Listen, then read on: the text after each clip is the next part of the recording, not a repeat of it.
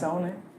Fala galera, começando mais uma aula de NB a Z. A gente está aqui, turminha do terceiro ano, ligados nas aulas. E o foco do nosso terceiro ano sempre são os sistemas SAFs. A gente já viu muita coisa a respeito desses SAFs, né? E nas últimas aulas nós estávamos falando lá dos plantios de cova, plantio de muda. Falamos do tratamento, de como é feita a adequação para o uso de sementes, não é, professor Jefferson? Perfeito! E na nossa aula de hoje, a aula 19.1, nós vamos continuar falando sobre esses processos, essa transição, tá? E galerinha, sejam todos muito bem-vindos à nossa aula. Então tá, a gente vai falar sobre o que hoje? Vamos lá, olha lá no quadro, lâmina, cada professor tem uma forma de remeter a essa tela, mas vamos lá, gente. Na aula 19.1 a gente vai falar sobre adubação, exatamente. E a gente sabe da importância dessa adubação, só que a gente vai falar dessa adubação dentro dos sistemas SAFs. Por isso a gente vai falar da adubação de cobertura, a adubação verde e também a adubação orgânica. Se você ainda tem alguma dúvida nesses três tipos, fique atento, tá bom? Então vamos lá. Adubação. Com base na exigência nutricional da cultura e na análise do solo, aí os pontos-chave, né, professor? Exigência nutricional e análise do solo, tá? Então, o que a gente está falando dentro desse terminal parágrafo? Será definida, de acordo com esses dois quesitos, será definida a quantidade de adubo a ser aplicada por hectare, certo? Isso dentro de um sistema agrícola natural, ou natural não, como é que fala? Eu esqueci o nome. Eu entendi o que você falou. O que é natural, o que é... Ai, Jesus! Pula, que também já me deu branco, mas é nativo. Tradicional? Ah, tradicional é a agricultura. Não, o nativo é a floresta. Quando a gente usa fora do sistema SAF. É o tradicional. É o tradicional. É o tradicional. Fora do sistema SAF, é o tradicional. Tá. A gente tem esse olhar. E aí, quando a gente fala para eu atender esse exigente das minhas cultivares, Isso. de um determinado espaço dentro do meu SAF, que eu percebi que uma espécie ou um indivíduo está com algum problema, aí eu vou fazer, tá? De acordo com a análise do solo que eu já fiz previamente, eu vou conseguir fazer atender essa exigência. Olha só, eu sublinhei verde. Esse verde, adubação. Adubação, o que é o adubar? O adubar é você proporcionar nutrientes. Só que como é que eu vou proporcionar o nutriente? Eu vou me basear em quê? O amarelo.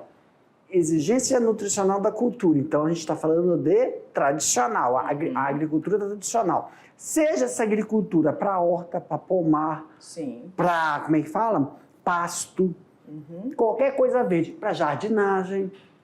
Então, a cultura, ela precisa de uma exigência nutricional. Então, cada um tem uma exigência. De quê? De magnésio, molibdênio, fósforo, potássio, cálcio, nitrogênio. Cada um tem uma exigência. Só que também tem que verificar o quê? O solo. O que tem o solo, professor?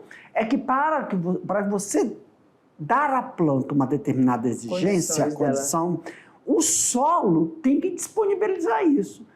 Quando a gente fala de análise do solo, o primordial é o quê? É a quantidade de magnésio e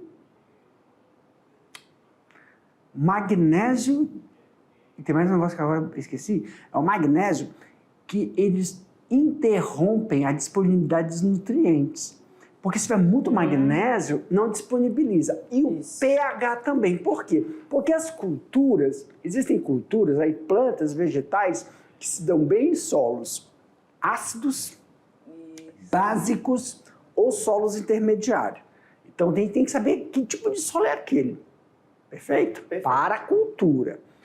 Então nós temos o azul e temos o amarelo. Será definida a quantidade de adubo a ser aplicada por hectare, porque a quantidade de planta. Eu não posso colocar uma quantidade de planta e disponibilizar poucos nutrientes. né? Senão ela vai exaurir esse Ou o solo. inverso, né? Isso. Em alguns... Agora, isso é tradicional. Isso. Agora, vamos lá. Em alguns SAFs, consolidados, são possíveis boas colheitas sem o uso de insumos externos. O que são insumos? São esses adubos. Não, tira só o verde. Porque Ah, tá. na minha cabeça, o verde é o quê? Tradicional. Tá. Pega uma cor aí para falar dos SAFs. Azulzinho. Azulzinho? Não, O azul tá ali. roxinho, Só roxinho. o roxo. O roxo. Ah, Verde. sim. Não. É, a gente aperta num, Eu não sei. sai Acontece. outro. Vamos lá.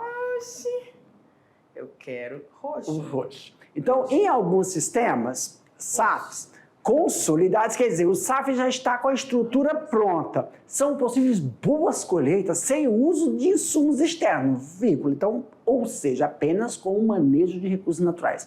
O que é isso, professor? É assim, pessoal, consolidado. O que é um SAF consolidado? Já foi feito todo o levantamento, Tatá. Já foi feito... Como assim, professor? Depende, meu querido estudante. Que tipo de SAF está aí na sua cabeça? É o SAF que nós estamos potencializando uma coisa, uma planta nativa que está ali dentro? É um SAF que a gente não vai tirar nada dali de dentro, mas sim, nós só estamos fazendo a preservação daquele SAF? Sim, Né?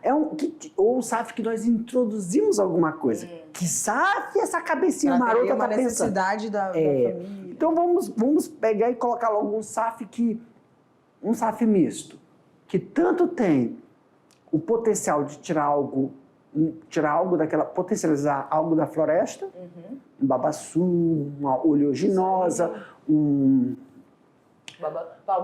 palmito,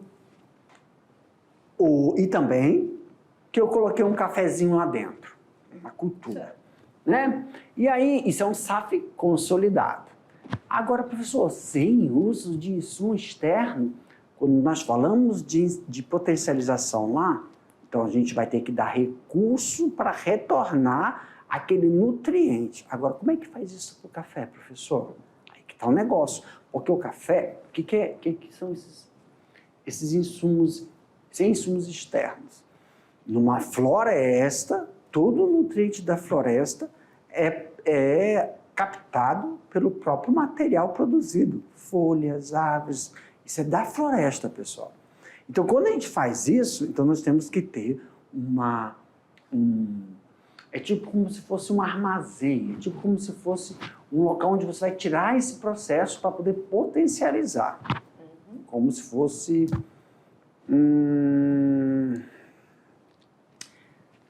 Quando você usa determinados vegetais, que eles vão ser vegetais repositórios. Aí que tá. Cara, isso é uma coisa, Tabita, que Como é que é? É repositório. O que é vegetal repositório? O que é adubo? Olha, ó, sem insumos. Da onde esse insumo de adubo vem da onde? Vem de recursos naturais. Da onde vem esses recursos naturais? Plantas, vegetais que a gente chama de vegetais repositórios. São vegetais que proporcionam, auxiliam na dinâmica da fixação de oxigênio, fixação de nitrogênio. A gente insere porque eles vão prestar um serviço específico ali dentro. Por exemplo, você colocou o café, aí você colocou babaçu, para poder tirar o produto. Misto. Ou tem um café, e tem um babaçu, ou então tem um açaí. Certo. Só que aí eu preciso adubar esse café, sem recursos, insumos externos. Eu pego vegetais repositórios. O que são vegetais? São vegetais que vão fixar. Eles têm bactérias nitrificantes na sua raiz. São nódulos. Rhizóbium japônico, não é isso? Então, isso vai auxiliar. Então, são repositórios, são os micro-organismos que estão naquele solo. Isso vai potencializar. Certo. Uma é essa. Fixação de carbono. São uns que auxiliam na demanda de manter aquele... Não, isso, pronto, até aí. Professor, mas Como é que você vai fazer isso sem mexer na terra? Aí são os outros adubos. Uma coisa é potencializar o ciclo. Outra é quando você pode usar, então, matéria seca, para tampar cobertura morta. Certo. Toda a fertilidade do sistema é garantida por meio de, olha aí, ó, Reciclagem de nutrientes. reciclagem de nutrientes. É o seu rostinho, né? Está no rostinho. Reciclagem de nutrientes. Então você tem que fazer o levantamento, ver quais são esses vegetais que colaboram com esse processo de reposição e você também se utiliza de matéria seca para cobrir esse solo, para garantir essa reciclagem desses nutrientes. Muito bem, sigamos. Então, a gente está falando então do adubo, que é um conjunto de resíduos, é o conceito, né, de resíduos animais e também ou vegetais, né, ou um produto mineral ou químico que se mistura à terra para fertilizá-la ou regenerá-la. Você, nosso aluno do terceiro ano, a gente acompanhou aí os andamentos de todos os anos, né, professor, ao longo desse ano, e a gente viu que muitas escolas, muitos alunos, dentro do NBAZ, lá do primeiro, lá do segundo, aliás, do segundo, utilizaram, eles fizeram professor hortas, tudo, então eles já trabalharam com essa questão da adubação orgânica, então alguns já têm essa prática, essa vivência, alguns já fazem isso nas suas casas, né? Então, existe toda essa variedade da origem de como que eu vou fazer esse adubo. Então, pode ser animal, vegetal, químico ou também mineral. Bom? Ok. Então, vamos, isso aí, vou falar. Isso é o tradicional.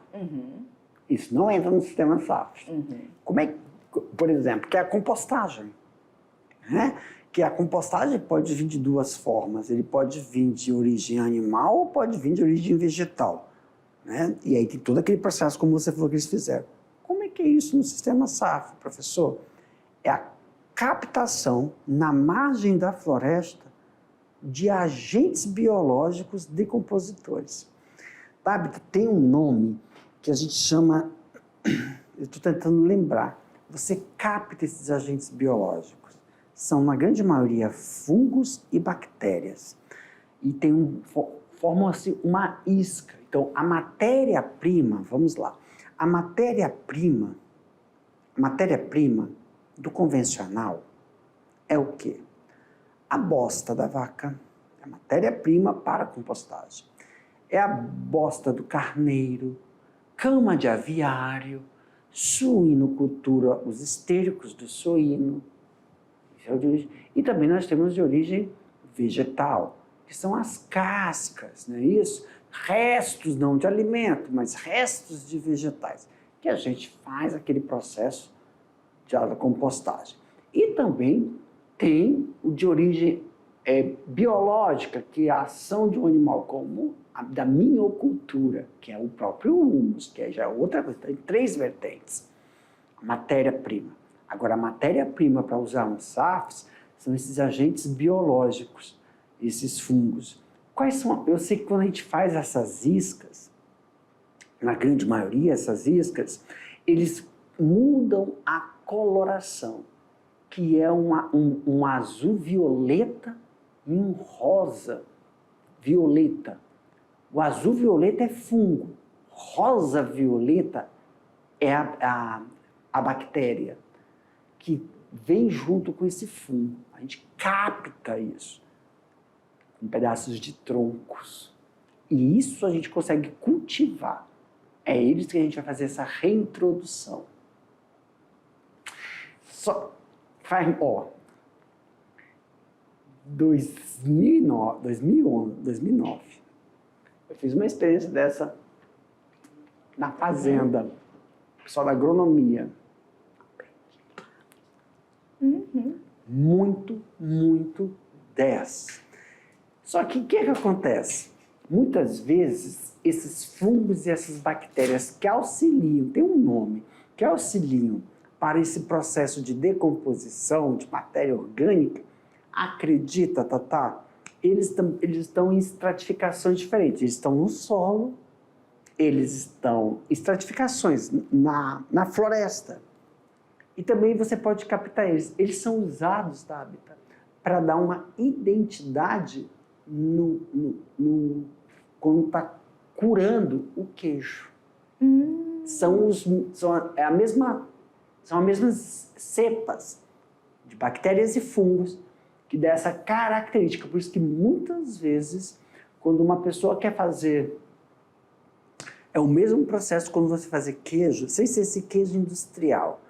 Um queijo que ele tem uma identidade de uma determinada região, ele tem um sabor, uma acidez, uma palatabilidade totalmente diferente da outra, porque ele é feito por esses produtos. Muitas vezes, quem consegue visualizar isso direitinho é quem faz produção de fungos em sacos pretos, que aí faz o furo e sai o fungo. É o mesmo processo que a gente faz. Fungão decompositor. Não tem cultivo fungo em plásticos, aí você tem um material. Esse material para cultivar fungo, que até uma sala refrigerada assim, é pelo da floresta. Fungos comestíveis. Na verdade, não é um fungo, é o corpo de frutificação dele. Então, essa é a matéria-prima. Não é esse adubo que a gente está falando. Eu mostrei essa lâmina, que a gente está falando, ó. Que é o que você tem em conhecimento tradicional. O tradicional não pode entrar no sistema SAF. O que você tira do sistema SAF? Vai. O que você tira do sistema SAF? Os próprios agentes decompositores. Isso você vai fazer com que eles acelerem. Aqui não tem essa matéria orgânica aí, não se utiliza, não é a mesma. Porque é externo, né? Isso é externo. Perfeito. Determinados SAFs, galera, mais intensivos, a exemplo daqueles que com café, como o professor Gerson tinha colocado. SAFs intensivos, olha o nome que a gente não estava usando mais. Os SAFs intensivos é quando você introduz coisa de fora para dentro. Bem intensivo. Sombreado ou cacau podem necessitar de adubação externa, porque como a gente falou lá inicialmente, são culturas, né? São plantações que exigentes. Tem uma exigência tanto nutricional quanto do ambiente, do serviço, sombreamento. Você falou numa outra aula, né? Daquela visão da parte superior do cacau, que precisa ter aquela área de... Aquela incidência luminosa. Só que aí tem um negócio. Muitas vezes, o que é garantido economicamente é o cacau, o café e a banana, para colocar dentro de um SAF. Mas aí há necessidade, sim, de a gente pegar e utilizar matéria-prima para o processo de adubação externo. Só que aí, professor, como é que a gente faz para não alterar tanto? Como a gente fala, mitigar? Mitigar. Cova. Em cova. Ah, beleza. Você faz todo no local. Em cova. Sua aplicação é realizada ao redor das plantas, olha aí. Ao redor. Em cobertura. Hoje, como é que chama? Coroamento. Em covetas laterais. Covetas laterais é quando você pega, não coloca nem na cova, você só joga lateralmente nela. Isso vai depender qual que você está usando. Isso é feito em banana. Lateral, banana. Aí quando você faz ou no coroamento, ou na hora que você está plantando, que é na cova, aí pode ser o café, pode ser o cacau, pode ser o cupuaçu. Perfeito. Em duas partes, você vai fazer esse processo, sendo uma no início das chuvas e a outra no final delas. São as recomendações que já são... Por exemplo, tem pessoas que falam assim, não, a gente faz no início, não é em relação à chuva, mas é no início e após plantio, ou no início e pós-colheita. Início e pós-colheita. Início e pós-colheita. Tem gente que faz assim também. Perfeito. Tem outras pessoas que fazem em época de chuva, né? Certo. Aí, em relação à quantidade. A quantidade desse adubo vai ser colocada nas mudas, tá? E dependerá, sempre, né? Dependerá desse bendito aqui, porque esse é o ponto crucial De toda a sua, das suas ações. Por quê, Tabita? Por exemplo, NPK, né? NPK é o básico para qualquer vegetal. Só que, por exemplo, nitrogênio, fósforo, potássio. Mas, por exemplo, se o solo fala que aquele solo já tem bastante potássio, aí então você tem que fazer o cálculo para diminuir a oferta, que não há necessidade. Mas como é que é feito isso, professor? É assim, pessoal. Por exemplo, qual é o vegetal, qual é a cultivar que tu vai colocar? Essa cultivar precisa do quê? Aí como é que é feito esse negócio?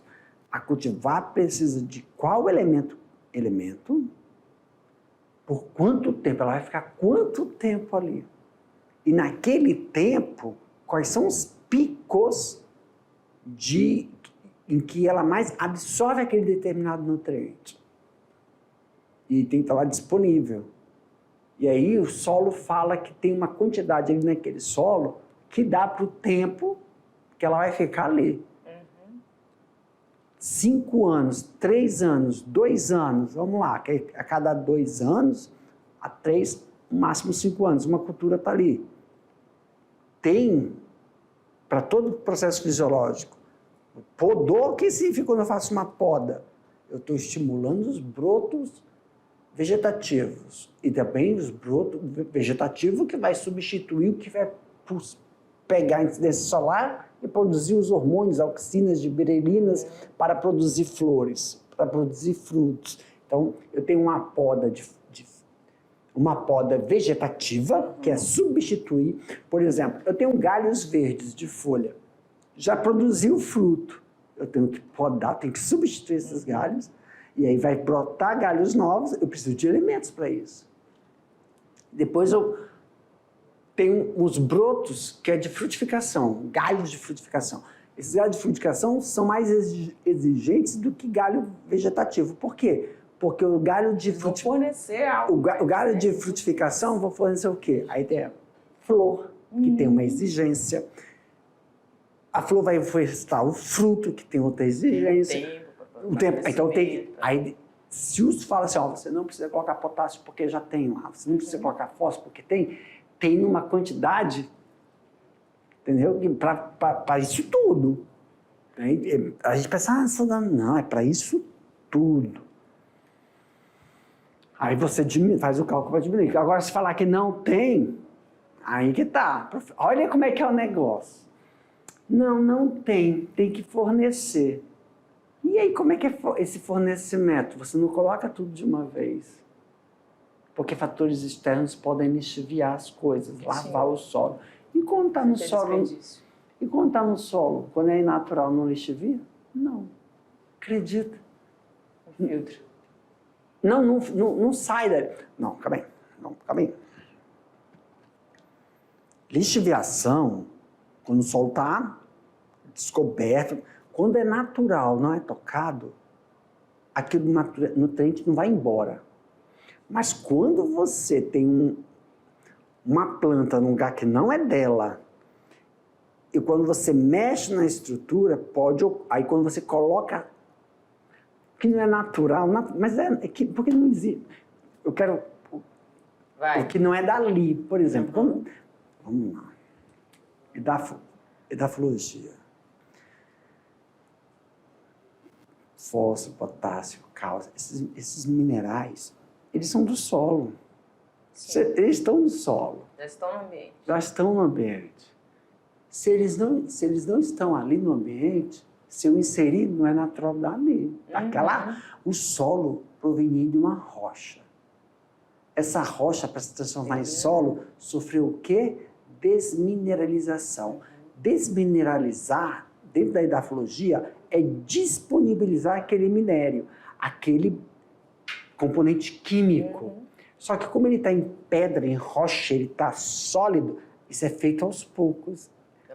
Gradativamente. Então vai ter uma quantidade de pedra, que na verdade é uma rocha, um minério, que ele vai estar ali fornecendo aquilo.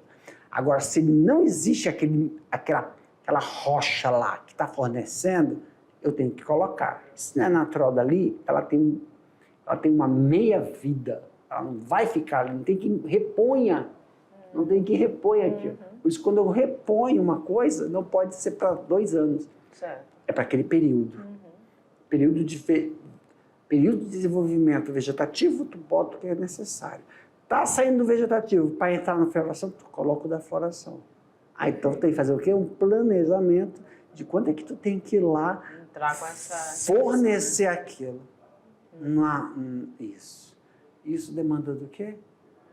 Demanda de recurso humano, mão de obra, planejamento. Tudo. Análise do solo, mão de Pra obra. isso. Não, a análise só né? Tudo tá tudo interligado, Tá. né? Se falhar no planejamento, pode faltar a mão de obra para atender aquelas necessidades específicas. Como é que tu se organiza nisso tudo? Aí foi o que você circulou. A análise só vai te dizer como tu vai se organizar. Se ele tem, não tem. Se ele não tiver, tu vai ter que se planejar direitinho. Perfeito. Adubação verde, vamos falar um pouco dela agora. Saímos das que... Não é químico, mas a gente fala químico, mas eu quero deixar claro que não é químico. É porque não é o natural do ambiente da floresta, vamos dizer assim. Não, se a gente for parar para pensar que a Rhizóbio japônico está ali auxiliando no processo de fixação de quem? Quem que é? Não é nitrogênio? Nitrogênio é o quê? Químico. Entendeu? Só que quando a gente fala de químico, tá tipo... parece uma coisa tóxica, química, mas não... Os minerais estão ali, eles têm os... Tá entendendo? Mesmo quando eu pego... Agora, a gente está saindo dessa parte, que não é que é químico, nós estamos saindo dessa parte... São classificações. Não, que não vem do solo. Olha que interessante, que não é que é natural, mas a origem é de rocha. Magnésio, olha só, calcário é uma rocha. Magnésio vem de uma rocha, não é edafo. Não é rocha. Ele já foi processado. Quando nós falamos de adubo verde, o adubo é que o nitrogênio... Quer ver uma coisa? O nitrogênio, olha, o fósforo, o potássio, magnésio, calcário, cálcio, é uma rocha. Agora vamos aqui, tem como eu tirar o fósforo de um vegetal? Tem, porque o vegetal absorveu o fósforo que estava na terra, só que ele está lá em menor quantidade, no solo ele está em maior. No vegetal tem fósforo? Tem. Menor quantidade? Tem. Como é que eu tiro isso aí daquele vegetal para botar na terra de volta? É isso que é o que a gente considera adubo verde. O cálcio, o magnésio tem no vegetal? Tem. Tem plantas que tem magnésio? Tem. Em menor quantidade do que está no solo, porque ele já foi absorvido e foi processado, mas ele está ali. Tem como devolver ele para o solo? Tem.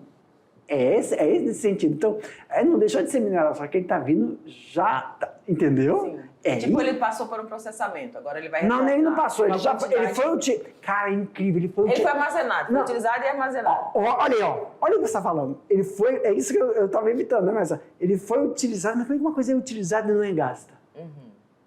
É porque ele passou por processo, então uma hora ele era uma coisa, deixou de ser e voltou a ser de novo. E ele pode estar mesmo armazenado, porque ele fica armazenado nos tubérculos, ele fica armazenado no caule, mas ele está tendo uma função ali. Aí a gente tira e transforma. Então, na verdade, ele é químico, só que ele só tá, a fonte é verde, está dentro de um vegetal. Compreendi. Nitrogênio, a gente coloca NPK, nitrogênio, e eu tiro nitrogênio da onde? Da mucuna.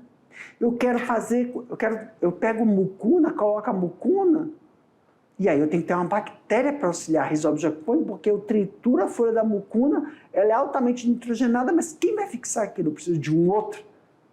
Aí ela vem lá e vem ajudar nesse processo de nitrificação, que é a fixação desse nitrogênio no solo. O elemento químico que passa por muita transformação é o nitrogênio, né? Nitrifica, desnitrifica. Isso. É absorvido, disponibiliza de novo. Só que aí tem uma diferença, a origem. Se ele vem da onde ele vem, aí ele pode vir também do vegetal. Então, quando a gente fala dos SAFs, é considerado verde, é considerado orgânico, quando vem de uma origem vegetal, animal, não sintética. Certo. Mas não deixa de ser, né? Então vamos lá, adubação recente, né? verde. Então, já esclarecidos a esse respeito, é uma técnica agrícola que é utilizada para melhorar as características químicas, físicas e biológicas do solo. Utilizar de preferência plantas leguminosas, uma vez que elas aproveitam o nitrogênio atmosférico, fixando-o ao solo. Pode ser realizado também pela poda, no caso de uso de espécies arbustivas adubadeiras, né? Como o ingá e o feijão guandu. Então você pode então você pode tem duas. Então o que está falando aí? Duas coisas. Ou você faz um consórcio de plantas que conseguem fixar o oxigênio que está no ar no solo, na grande maioria são as leguminosas, ou você tira do próprio vegetal, que é o exemplo mucuna, o ingá e o feijão guandu. Perfeito. Então, tem essas duas possibilidades. Duas possibilidades. Beleza. Só que aí alguém pode estar lá na sala pensando, e aí, professor, tudo bem, a gente incorporar é uma coisa, agora fazer o consórcio, tipo assim, ó, aquela planta não vai me dar nada. Por que eu coloquei ela ali junto? Porque ela só vai auxiliar no processo de fixação de nitrogênio. Não dá prestando serviço, não é isso? Vai melhorar tanto a minha produção como o sistema ecológico. Certo. Mas se essa planta trouxer algum tipo de praga, ou se ela... tem que fazer essa avaliação. Se essa planta, uma hora que ela está desenvolvendo lá, ela atrai agentes polinizadores que não eram praga, mas vai se tornar praga porque eu coloquei uma cultivar lá que vai ser palatável para ela. Também tem essa avaliação, tem que ser feita essa avaliação. Engenheiro florestal para ajudar. Isso, não pode ser feito aleatoriamente, não, tem que ser feito com apoio técnico mesmo, essa informação. Não pode esquecer esses fatores. Isso. Todos os pontos negativos têm que ser avaliados, né? Isso, entra dentro do planejamento. Os benefícios dessa adubação verde ocorrem devido ao efeito de melhoria dessas condições físicas do solo. Então, como você, professor, observou bem, a utilização dessa técnica é para melhorar o solo, para ele disponibilizar o que esse vegetal está precisando de determinada... Às vezes, Tatá, você disponibiliza isso que não é para o vegetal, você disponibiliza determinado... Exemplo, o nitrogênio, o fósforo, se disponibiliza para o solo, porque aí o solo, os micro-organismos vão transformar ele em outro componente que aí sim o vegetal precisa. Olha que interessante.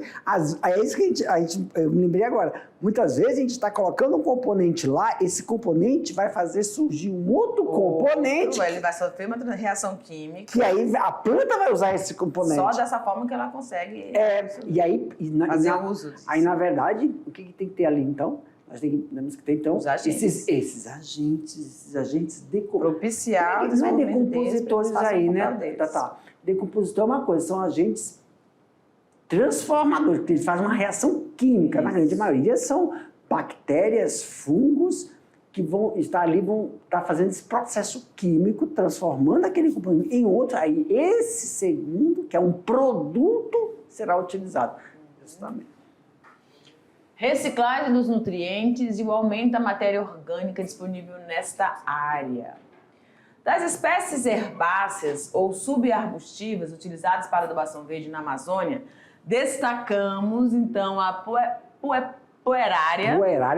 Então, aí são alguns exemplos que nós podemos utilizar para isso. A mucuna, que o professor falou bastante dela. Fala que aí tem variedades. Várias variedades, eu ia falar. Mas tá certo, são variedades. Essa é a Aná. Crotalária é a mais utilizada. E olha, a crotalária ainda você pode utilizar para pasto. É isso que eu lembrei. Isso. Então, e aí eu te falo, para usar ela, seria então, quando tu está fazendo dentro do sistema que tu quer melhorar o solo, e ainda tu tem que utilizar para pasto, para introdução de animal.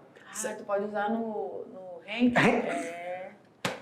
Perfeito. Feijão de porco, que é o Canavalha ensiformes. Calopogônia, não sei qual é. Calopogônia. Uma, duas... Pula o feijão. De baixo para cima, pulando o feijão, é tudo tipo pasto. Titônia também não lembro dela. Calopogônia nem Titônia. Tá, ok. Então essas são as mais indicadas dentro do nosso bioma amazônico.